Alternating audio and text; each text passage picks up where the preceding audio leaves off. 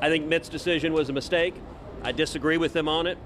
At the end of the day, every senator has to make his or her decision as to how we will comply with the obligations of the Constitution. Senator, 850 legal scholars said that Trump did commit impeachable acts. Who all did you guys consult other than Alan Dershowitz?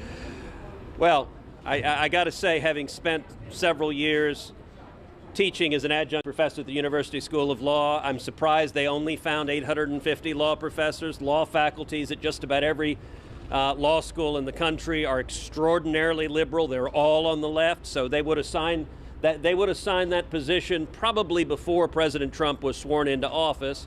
As for that matter, would have most congressional Democrats. Indeed, a number of congressional Democrats were calling for President Trump's impeachment within days of his election, before he'd taken the oath of office, before he'd ever had a phone call with Ukraine, before he'd committed any facts. This was a political impeachment. It was a political impeachment driven by Democrats who were angry at the American people for electing President Trump. And, you know, we saw that last night at the State of the Union.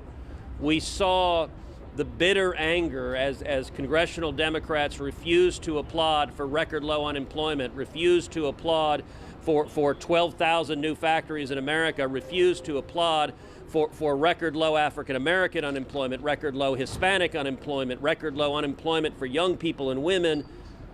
And congressional Democrats right now, unfortunately, seem to be just consumed by hatred for President Trump. I think last night was encapsulated by the very end of the speech when Nancy Pelosi stood up and ripped the speech in half.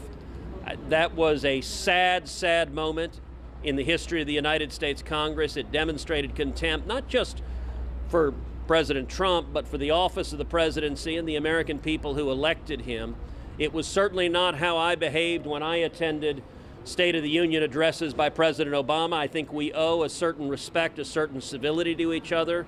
And I got to say, a party that is simply consumed by hate and not willing to celebrate the victories of the American people, the jobs, the rising opportunity, the rising wages, the rising prosperity of the American people, that's a really unfortunate place we find ourselves. Do you think it's fair for Senator Romney to be facing calls that he should leave the party over this vote? Listen, I think in the world of politics, whatever one does, there's criticism, and Mitt Romney ultimately is accountable to the voters of the state of Utah, and he made his decision. As I said, I think it's a mistake. I disagree with him.